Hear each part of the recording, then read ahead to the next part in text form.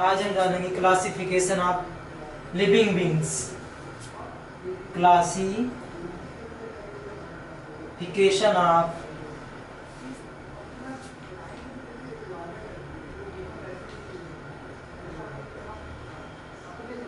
Living beings.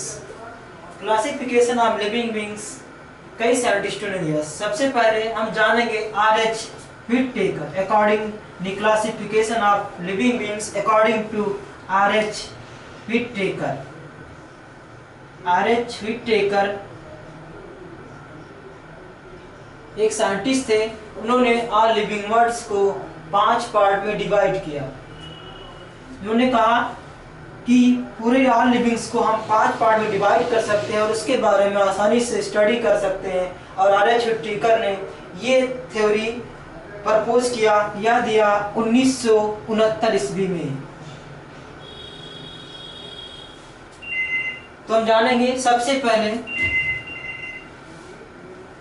जो इन्होंने दिया था 5 पार्ट में डिवाइड किया, उसके बारे में सबसे पहले पॉइंट के बारे में, सबसे पहले ब्रांच या सबसे पहली शाखा के बारे में जानेंगे।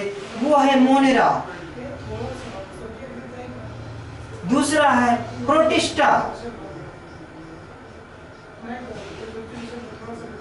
और तीसरा है फंजाई, चौथा है एनिमेलिया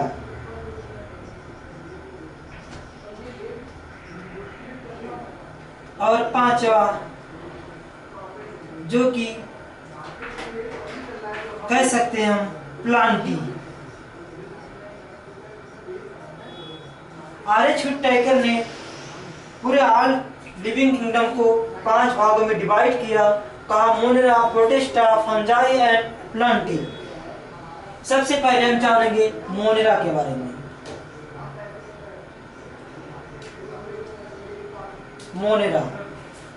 मोनेरा यूनिसेल्ड होता है, प्रोकैरियोट होता है।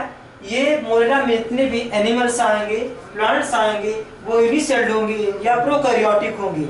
जैसे bacteria, Chlamydomonas and BCA, blue green algae, ये सब जो होते हैं वो मोनेरा के अंतर्गत पढ़े जाते हैं।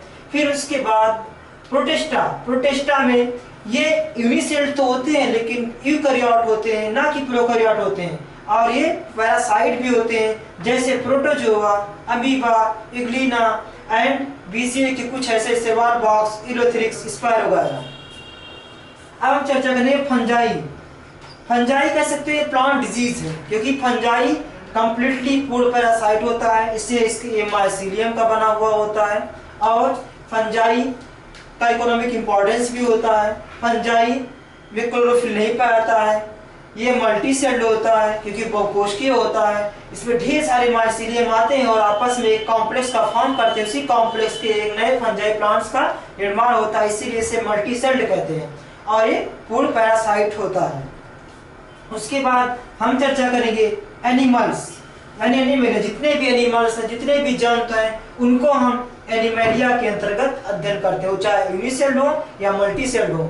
और जो एनिमल्स के जो कैरेक्टर होते हैं, मूवमेंट करने के और साइक्लोसिस करने के, फूड डाइजेशन करने के, ये सब प्रोसेस जो होता है वो एनिमेलिया के अंतर्गत आता है। उसके बाद हम बात करेंगे प्लांटी की। Plantae means plant kingdom. जितने प्लांट किंगडम में जितने भी पौधे आएंगे, छोटे या बड़े, यानी हायर प्लांट्स हो या लोअर प्लांट्स हो, सारे प्लांट्स को प्लांटी के अंतर्गत हम पढ़ते हैं। जो प्लांटी होता है इसमें प्लांट्स मूवमेंट नहीं कर सकता है। ये यूनिसेल्ड भी हो सकता है, मल्टी सेल्ड भी हो सकता है, लेकिन इसका जो मेन फीचर है वो मेन फीचर है कि ये प्रोकैरियोट ना होकर यूकैरियोटिक होता है, क्योंकि ये पूर्णतः हेटेरोट्रॉप्स नहीं ऑटोट्रॉप्स होता है। ये ऑटोट्रॉप्स यानी फोटोसिंथेसिस करके खुद अपने फूड का निर्माण करता है। Thank you.